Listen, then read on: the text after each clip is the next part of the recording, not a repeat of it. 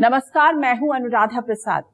2 अक्टूबर 1944 मौका था महात्मा गांधी के 75वें जन्मदिन का। उस अवसर पर दुनिया के महानतम वैज्ञानिक एल्बर्ट आइंस्टाइन ने एक संदेश लिखा कि आने वाली नस्लें शायद मुश्किल से विश्वास करेंगी कि हाड़ मांस से बना हुआ कोई ऐसा व्यक्ति भी धरती पर चलता फिरता था। आइंस्टाइन ने ये बातें गांधी जी के बारे में लिखी थी, जो गांधी से उम्र में 10 साल छोटे थे, जिनकी उनसे कभी आमने सामने मुलाकात नहीं हुई थी। ये वो दौर था जब दुनिया के ज्यादातर देश विश्व युद्ध लड़ रहे थे। पूरी दुनिया बम बारूद के खौफ में थी। छोटे बड़े उपनिवेशों में आजादी की तड़प सुनामी बनकर हिलोरे मार रही थी। समाज के भीतर चुनौतियां भी बहुत थी। आइंस्टाइन अच्छी तरह समझ चुके थे कि दुनिया को एक ऐसे नायक की जरूरत है जो शौर्य और सफलता की नहीं, सेवा की प्रेरणा दे। उस दौर में दुनिया को गांधी के बताए रास्ते पर आगे बढ़ते हुए अपनी समस्याओं का समाधान दिख रहा था। अब आपके मन में सवाल उठ रहा होगा कि आज मैं ये बातें क्यों कर रही हूं? गांधी के मार्ग पर मंथन की जरूरत क्यों पड़ी? आज की तारीख में राष्ट्रवाद की लहर पैदा करने और उसे सीमाओं में बांधने की पुरजोर कोशिश हो रही है। वैचारिक असहमति को राष्ट्रद्रोह बताने में भी कोई कसर नहीं छोड़ी जा रही। वोट के लिए मजहब और जाति की लकीरों को मोटा करने का कोई मौका सियासतदान नहीं छोड़ रहे। ऐसे में सवाल उठता है कि गांधी का राष्ट्रवाद कैसा था? उनके सपनों के राष्ट्रवाद के केंद्र में क्या था? वो जिस मजहब और हिंदुत्व की बात करते थे, वो कैसे समाज को जोड़ने का जरिया था? आज इन्हीं सुलगते सवालों के जवाब तलाशने की कोशिश करेंगे अपने खास कार्यक्रम महात्मा का राष्ट्रवाद में।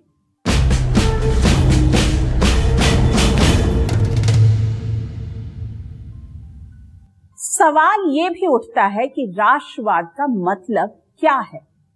संभवतः आप कहेंगे ऐसी भावना जो हिंदुस्तान के 1 अरब 30 करोड़ लोगों को एकजुट रखे, देश के सांस्कृतिक मूल्यों से मोहब्बत करना सिखाए, लोगों को खुद से पहले राष्ट्र को अहमियत देने की प्रेरणा दे, लोगों में देश के लिए मर मिटने का जुनून पैदा करे। मतलब एक ऐसी सोच जिसमें राष्ट्र सबसे ऊपर हो। राष्ट्रवाद और राष्ट्र हित के बीच एक और शब्द की पूरी दुनिया में जोर शोर से चर्चा हो रही है, वो है नेशन फर्स्ट। इस सोच ने ग्लोबलाइजेशन के दौर में राष्ट्रों की सरहद की दीवार और ऊंची कर दी है। इसी सोच का नतीजा है कि 20 साल की जंग के बाद अमेरिकी फौज अफगानिस्तान से निकल गई और वहां तालिबान का कब्जा हो गया। इसी सोच का साइड इफेक्ट है कि चीन के राष्ट्रपति शी जिनपिंग अपने मुल्क की ऐतिहासिक महानता हासिल करने के नाम पर चाइना ड्रीम के एजेंडे को आगे बढ़ा रहे हैं और अपने कर्ज जाल में फांसकर गरीब मुल्कों को गुलाम बनाने में जुटे हैं। इस्लामिक वर्ल्ड में वर्चस्व के लिए टर्की भी उग्र राष्ट्रवाद के एजेंडे को आगे बढ़ा रहा है। ऐसा ही ट्रेंड दुनिया के कई हिस्सों में साफ साफ दिख रहा है। लेकिन क्या राष्ट्रवाद सिर्फ मुल्क की सरहद या उसके लोगों तक सिमटा होता है? गांधी ने जिस राष्ट्रवाद की कल्पना की, उसके केंद्र में इंसान और उसका कल्याण था, क्योंकि गांधी मानते थे कि लोगों से ही राष्ट्र बनता और बढ़ता है।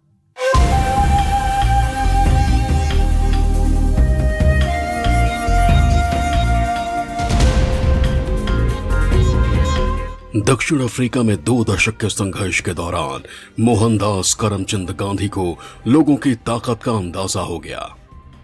उनका सत्य और अहिंसा का प्रयोग पूरी तरह सफल रहा। शोषण और अन्याय के खिलाफ गांधी ने विदेशी जमीन पर जिस तरह के राष्ट्रवाद का जो ज्वार पैदा किया, उसके केंद्र में मनुष्य और अन्याय के खिलाफ लड़ने की नैतिक शक्ति थी। मतलब गांधी का राष्ट्रवाद जीवन की श्रेष्ठता और आध्यात्मिक सिद्धांतों पर आधारित था।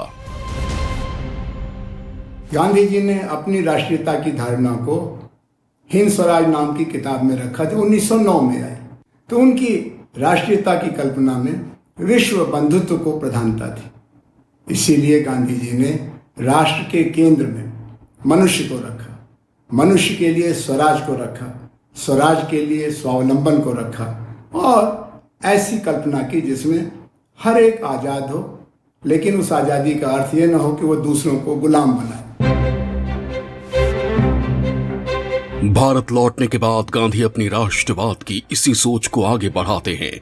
उनके राष्ट्रवाद में यूरोपीय देशों की तरह हिंसा के लिए रत्ती भर भी जगह नहीं है। उनके राष्ट्रवाद की सबसे बड़ी खूबसूरती ये है कि वो भारत की आजादी को संपूर्ण मानव जाति की मुक्ति के साथ जोड़ देते हैं।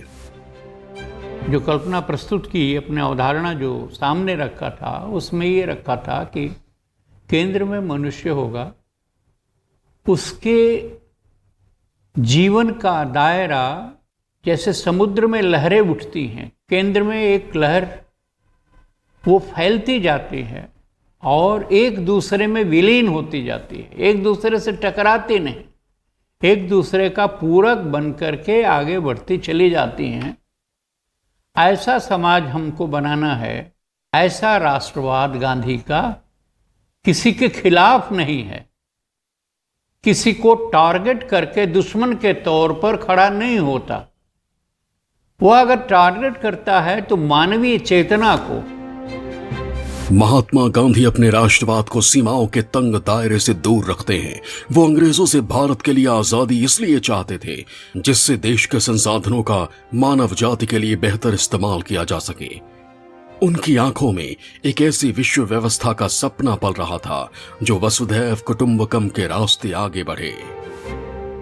गांधी का एक एक कार्य राष्ट्र के लिए ही समर्पित था। उनके कुछ कार्यों से हम असहमत हो सकते हैं, कुछ से सहमत हो सकते हैं, लेकिन जब हम समग्रता में देखेंगे तो गांधी जो है हमें भारतीय राजनीति में अतुलनीय नजर आते हैं। इसीलिए महात्मा गांधी साधन और साध्य दोनों की पवित्रता पर पूरा ध्यान देते हैं। उनके राष्ट्रवाद में नैतिक तत्व कूट कूट कर भरे हुए हैं जो व्यक्ति को परिवार संभालने से लेकर समाज, देश और आदर्श विश्व व्यवस्था के निर्माण में भागीदारी निभाने की राह दिखाता है। 4 अप्रैल 1929 के यंग इंडिया में महात्मा गांधी लिखते हैं, मैं भारतवर्ष का उत्थान इसलिए चाहता हूं कि जिससे संपूर्ण विश्व का हित हो सके। मैं भारतवर्ष का उत्थान दूसरे राष्ट्र के विनाश पर नहीं चाहता। मैं उस राष्ट्र भक्ति की निंदा करता हूं जो हमें दूसरे राष्ट्रों के शोषण और मुसीबतों से फायदा उठाने के लिए उत्साहित करती है। महात्मा गांधी का राष्ट्रवाद बहुत व्यापक है जो राष्ट्र और उसकी भूमिका को सरहद के दायरे से बहुत बड़ा देखता है। राष्ट्र के विकास के साथ साथ पूरी मानव जाति के कल्याण की राह दिखाता है। एक ऐसी विश्व व्यवस्था की सोच को लेकर आगे बढ़ता है जिसमें शांति, सहयोग, समन्वय और दोस्ती हो, जिसमें व्यक्ति की गरिमा, इंसानियत और आपसी सौहार्द और समन्वय सबसे ऊपर हो। गांधी जी का राष्ट्रवाद कई मायनों में यूरोपीय देशों से अलग था। उन्होंने हिंसा पर आधारित राष्ट्रवाद को खारिज कर दिया था। ब्रिटिश हुकूमत के खिलाफ जंग में लोगों को जोड़ने के लिए उन्होंने सत्य और अहिंसा का रास्ता अपनाया था। गोली बंदूक की जगह धरना, उपवास, असहयोग, हड़ताल, बहिष्कार और अनशन को आजमाया था। ये ऐसे हथियार थे जिसका इस्तेमाल भारत का कमजोर से कमजोर व्यक्ति कर सकता था। अपनी राष्ट्रवाद की सोच को नया आयाम देते हुए गांधी जी ने देश के आमो खास को अंग्रेजों के खिलाफ लड़ाई में सिपाही बना दिया। बच्चे और महिलाएं भी गांधी के सत्याग्रही बन गए। ये एक ऐसा राष्ट्रवाद था जिससे दुनिया का हर कमजोर और शोषित मुल्क प्रेरणा ले रहा था। गांधी जी की सोच बहुत आगे की थी, इसलिए उन्होंने अपने राष्ट्रवाद में शिक्षा, स्वराज और सांप्रदायिक एकता पर जोर दिया। इतना ही नहीं, उनका राष्ट्रवाद आर्थिक स्वावलंबन के मजबूत पायों पर खड़ा था।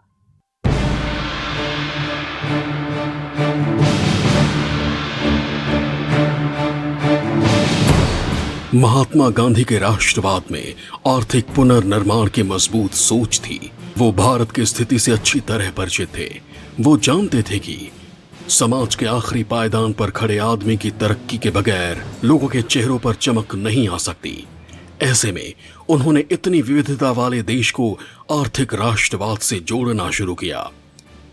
मशीनीकरण, औद्योगिकरण और पश्चिमी सभ्यता के विकास मॉडल से इतर गांधी ने स्वदेशी पर जोर दिया। उन्होंने लोगों से चरखा चलाने का आह्वान किया। गांधी ने स्वदेशी और खादी को अंग्रेजी हुकूमत के खिलाफ लड़ाई का सबसे बड़ा हथियार बना दिया।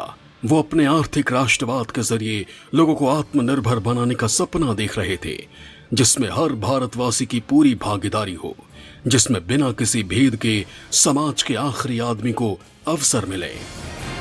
गांधी के विकास की अवधारणा में, राज्य की व्यवस्था की अवधारणा में अंतिम मनुष्य कसौटी है, लास्ट मैन टेस्ट में है। अगर किसी व्यवस्था में, विकास में अंतिम व्यक्ति को अवसर नहीं मिलता है, समान अवसर नहीं मिलता है, तो गांधी उसको मानवीय विकास मानने को तैयार नहीं है। अगर उस विकास से प्रकृति का संहार होता है, प्रदूषण बढ़ता है, असंतुलन प्रकृति में पैदा होता है, तो उसको गांधी विकास मानने को तैयार नहीं। महात्मा गांधी के आर्थिक राष्ट्रवाद का मूल मकसद लोगों को आत्मनिर्भर और भारत को स्वावलंबी बनाना था। उनकी आंखों में एक ऐसे भारत का सपना पल रहा था जिसमें रहने वाला हर व्यक्ति आत्मनिर्भर हो। इसलिए उन्होंने चरखा के जरिए कपड़ा जैसी चीज से भी दूसरों पर निर्भरता खत्म करने की कोशिश की। वो एक ऐसी आदर्श सामाजिक व्यवस्था बनाना चाहते थे जिसमें सादगी और संयम, सद्भाव और सहयोग कूट कूट कर भरा हो। प्रधानमंत्री नरेंद्र मोदी भी संयुक्त राष्ट्र के मंच से महात्मा गांधी के सपनों की सामाजिक व्यवस्था की विवेचना कर चुके हैं। महात्मा गांधी ने एक ऐसी समाज व्यवस्था का बीड़ा उठाया जो सरकार पर निर्भर न हो। महात्मा गांधी परिवर्तन लाए, ये सर्वविदित है, लेकिन ये कहना भी उचित होगा कि उन्होंने लोगों की आंतरिक शक्ति को जगाकर उन्हें स्वयं परिवर्तन लाने के लिए जागृत किया, प्रेरित किया। अगर आजादी के संघर्ष की जिम्मेदारी महात्मा गांधी पर न होती तो भी वो स्वराज और स्वावलंबन के मूल तत्व को लेकर अपना जीवन खपा देते, आगे बढ़ते। गांधी जी का ये विजन आज भारत के सामने बड़ी चुनौतियों के समाधान का बड़ा माध्यम बन रहा है। महात्मा गांधी की सोच समय समय पर पूरी दुनिया को मौजूदा चुनौतियों से निपटने का रास्ता दिखाती है। एक समय था जब वैश्वीकरण के बयार में नौजवान पूरी दुनिया को अपना आंगन मानने लगे थे, लेकिन रोजी रोजगार के कम होते मौकों और संसाधनों की कमी के बीच नेशन फर्स्ट की अवधारणा तेजी से मुखर हुई। कोरोना महामारी के दौर में सरहद की दीवार ऊंची और चौड़ी हो गई। लोग पूछने लगे हैं भाषा के आधार पर, धर्म के आधार पर, रंग भेद के आधार पर कि हमारे अंगने में तुम्हारा क्या काम है। हमारा देश मतलब एक भाषा, एक धर्म, एक रंग के लोगों का भूगोल। गांधी जी इसके बिल्कुल खिलाफ थे। अब आजकल चारों तरफ आर्थिक राष्ट्रवाद, सांस्कृतिक राष्ट्रवाद का जोर है, जिससे कि हमारी रोटी दूसरों के साथ साझा करने की मजबूरी न हो।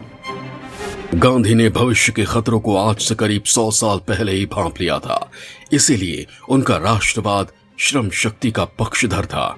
उनकी सोच थी कि हर आदमी को शारीरिक श्रम करके समाज में अपना योगदान देना चाहिए। वो गांवों को उत्पादन और उपभोग की प्रमुख इकाई के तौर पर देख रहे थे, लेकिन आजादी की ताजी हवा में एक मिली जुली आर्थिक व्यवस्था आगे बढ़ी जिसमें महात्मा गांधी की सोच की छाप भी थी और पूरा पश्चिम जैसी आर्थिक तरक्की का सपना भी। गांधी सर्वोदय यानी सबके विकास में यकीन करते थे। वो एक स्वस्थ सामाजिक व्यवस्था गढ़ना चाहते थे जिसमें लोगों के विकास के लिए जरूरी सभी संस्थाएं अपनी दमदार भूमिका निभाती रहें। मसलन परिवार, जाति, गांव, प्रदेश और राष्ट्र। इन सबको पार करने के बाद विश्व बंधुत्व के आखिरी आदर्श को हासिल किया जा सकता था। गांधी जी समझ चुके थे कि भारत की अनेकता ही इसकी सबसे बड़ी ताकत है। भले ही बोली, खान पान, परंपरा और क्षेत्र को लेकर भिन्नता हो, लेकिन आपस में कोई बैर नहीं था। वो एक ऐसे भारत के निर्माण का सपना देख रहे थे जिसमें इंसानियत की डोर से सभी एक दूसरे से बंधे रहें और जिसमें सबकी तरक्की हो। दक्षिण अफ्रीका से लौटने के बाद महात्मा गांधी ने भारतीय समाज की उन कमजोरियों को बहुत करीब से देखा जिनका फायदा उठाकर अंग्रेज भारत में जमे हुए थे। भारतीय समाज बुरी तरह से मजहब यानी हिंदू, मुस्लिम और जातियों में बटा हुआ था। महिलाओं की स्थिति भी अच्छी नहीं थी। ऐसे में गांधी ने भारत की मुक्ति के लिए राजनीति और सामाजिक दोनों क्षेत्र में आंदोलन की जरूरत महसूस की। इसलिए वो भारत आते ही छुआछूत के खिलाफ आंदोलन चलाते हैं। चंपारण पहुंचकर महिलाओं की स्थिति पर चर्चा करते हैं। उनकी हालत देखते हुए अपने शरीर पर भी पूरे कपड़े नहीं पहनने का प्रण लेते हैं। चंपारण से ही शिक्षा, ग्रामोद्योग, गौशाला, पशुपालन और स्वास्थ्य के मुद्दे पर लोगों को जोड़ते और जागरूक करते हैं। तो प्राकृतिक इलाज और शराबबंदी के खिलाफ मुहिम चलाते हैं। हरिजनों के उद्धार के लिए जन आंदोलन खड़ा करते हैं। एक ओर राष्ट्रीय भाषा की वकालत करते हैं तो दूसरी ओर सांप्रदायिक एकता को बढ़ावा देने में पूरी ताकत झोंक देते हैं। भारतीय समाज की प्रकृति धार्मिक प्रकृति है। इस नाते गांधी जी ने धर्म को राजनीति के साथ जोड़ करके देखा। एक बात और मैं यहाँ पर कहना चाहूंगा कि गांधी जी का एक सूत्र वाक्य है जो हम अक्सर पढ़ते हैं छुआछूत के संदर्भ में, untouchability is crime against God and humanity. छुआछूत मानवता और भगवान दोनों के प्रति अपराध है। जरा सोच करके देखिए, छुआछूत अपराध है लेकिन भगवान के प्रति भी। तो यह धार्मिक समाज को देखते हुए ही इस तरह का उद्धरण दिया जा सकता है। गांधी का सांस्कृतिक राष्ट्रवाद इंसानों के बीच भेद नहीं करता। वो सबको बराबर की नजरों से देखता है। वो मजहब के आधार पर भी लोगों में अंतर नहीं करते। उन्होंने आखिरी सांस तक हिंदू मुस्लिम एकता पर जोर दिया। लोगों के मन से जाति और मजहब के नाम पर पैदा हुई खाई को पाटते पाटते महात्मा गांधी ने आखिरी सांस ली। आज की तारीख में सांस्कृतिक राष्ट्रवाद के परचम को राष्ट्रीय स्वयंसेवक संघ ऊंचा करने में जुटा हुआ है। संघ भी हिंदू मुस्लिम एकता की बात जोर शोर से कर रहा है। हिंदू मुसलमान एकता, हमारा तो विचार ऐसा है कि ये शब्द ही बड़ा भ्रामक है। ये दो है ही नहीं, एकता की बात क्या है? इनको जोड़ना क्या है? ये जुड़े हुए हैं। और ये जब मानने लगते हैं कि हम जुड़े हुए नहीं हैं, तब दोनों संकट में पड़ जाते हैं। अब ये विज्ञान से भी सिद्ध हो चुका है। 40,000 साल पूर्व से हम भारत के सब लोगों का डीएनए, सब लोगों का निरपवाह डीएनए समान है। भले ही भारत की मूल संस्कृति सबके सुख में अपना सुख खोजती हो, भारत का संविधान सबको समानता का अधिकार देता हो, लेकिन वोट बैंक की राजनीति ने मजहब और जाति की दीवार को ध्वस्त करने की जगह और ऊंचा करने का काम किया है। राष्ट्रहित के पक्षधर है, उसके खिलाफ जाने वाली बात कोई भी करे हम उसका विरोध करेंगे, और उसके पक्ष में जाने वाली बात कोई भी करे हम उसका समर्थन करें। मनुष्यों को जोड़ने का काम राजनीति से होने वाला नहीं है।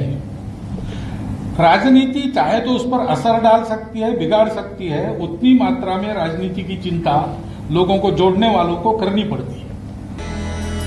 ऐसे में सवाल उठता है कि राष्ट्रपिता के पद चिन्हों पर चलने का दावा करने वाले सियासतदान आखिर जात पात की बात क्यों करते हैं?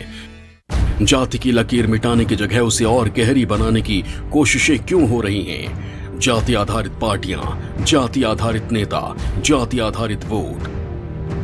तो क्या भारत के लिए जाति विहीन आदर्श समाज सिर्फ कपोल कल्पना भर है या कभी हकीकत में भी तब्दील होगा? गांधी जी ने अपने राष्ट्रवाद के केंद्र में इंसान और इंसानियत को सबसे ऊपर रखा। धार्मिक चुनौतियां गांधी जी के दौर में कम नहीं थी। वो हिंदू और मुसलमान दोनों को सिर्फ और सिर्फ इंसानियत के नजरिए से देखते थे।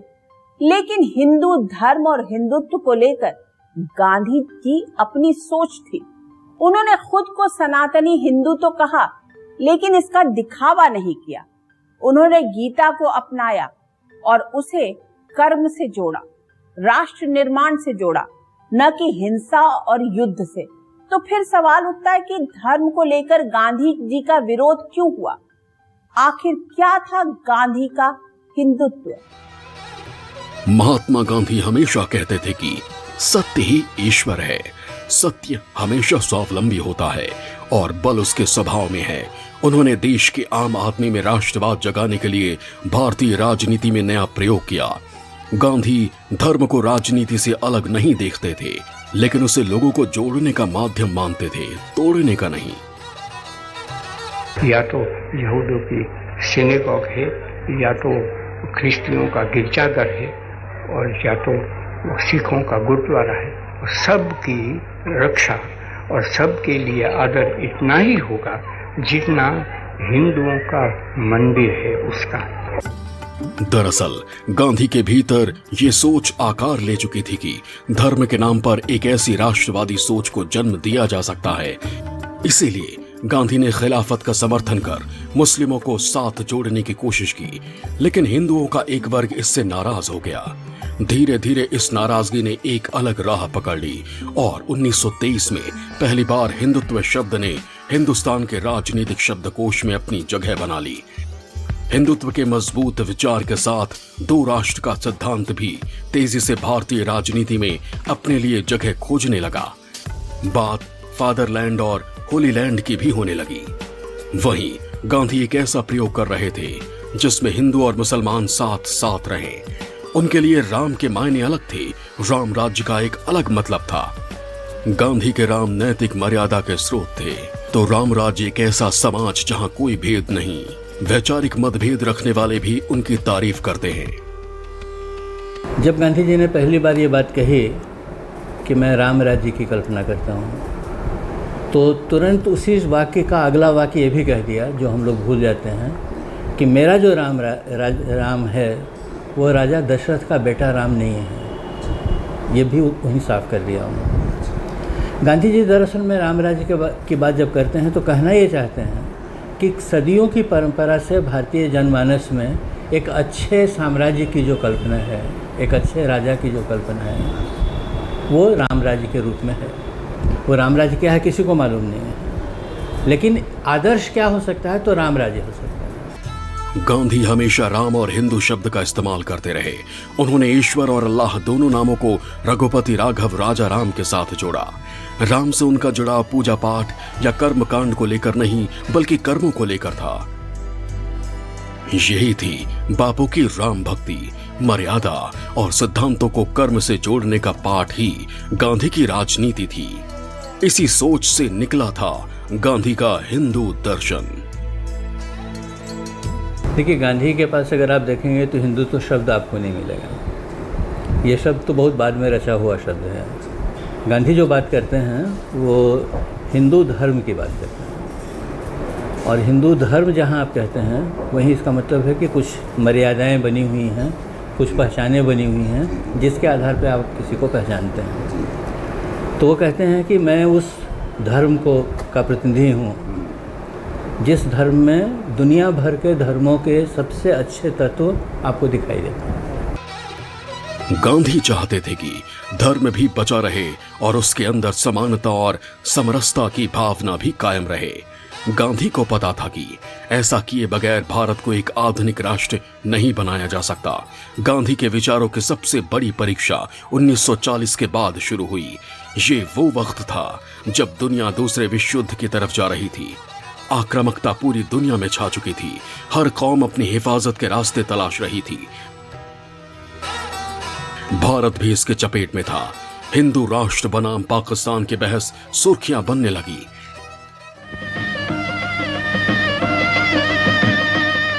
15 अगस्त 1947 को भारत को आजादी मिली, लेकिन गांधी जो नहीं चाहते थे वही हुआ। ऐसे में दिल्ली में आजादी के जश्न से करीब 1900 किलोमीटर दूर नोआखली में महात्मा गांधी हिंदू और मुस्लिमों के बीच खून खराबा रोकने में जुटे थे। वो किसी कीमत पर आपसी भाईचारा खत्म होने नहीं देना चाहते थे। महात्मा गांधी की तमाम कोशिशों के बाद भी देश का बंटवारा हुआ, 2 देश बने, भारत और पाकिस्तान। लेकिन ये गांधी का ही आदर्श था कि बटा हुआ भारत आज भी मजबूती के साथ खड़ा है, जिसमें सामाजिक ताने बाने में समरसता कभी कम नहीं हुई, जहां के लोकतंत्र की दुहाई पूरी दुनिया में दी जाती है। शायद अगर गांधी न होते तो भारत का ये रंग इतना चटक न होता। आज की तारीख में दुनिया के ज्यादातर हिस्सों में जिस तरह से उग्र राष्ट्रवाद को आगे बढ़ाने की कोशिश हो रही है, उससे वर्चस्व की नई जंग आकार लेती जा रही है। आपसी रिश्तों पर स्वार्थ ज्यादा हावी हो रहा है। त्याग की जगह भोग और सहनशीलता की जगह वर्चस्व की भावना परिवार से गांव, गांव से जिला, जिला से प्रांत, प्रांत से मुल्क, मुल्क से पूरी दुनिया में हावी होने लगी है, जो इंसानी सभ्यता के लिए बहुत खतरनाक साबित हो सकती है। ऐसे में महात्मा गांधी की सोच पर नए सिरे से विचार करने और उसके मर्म को समझते हुए आगे बढ़ने की जरूरत है, जिसमें आधुनिकता के साथ साथ इंसानियत का बेहतर सामंजस्य हो। आज के लिए बस इतना ही। निष्पक्ष खबर, सटीक विश्लेषण और अपने हक से जुड़े मुद्दों पर मुखर आवाज के लिए आप देखते रहिए न्यूज़ 24। नमस्कार।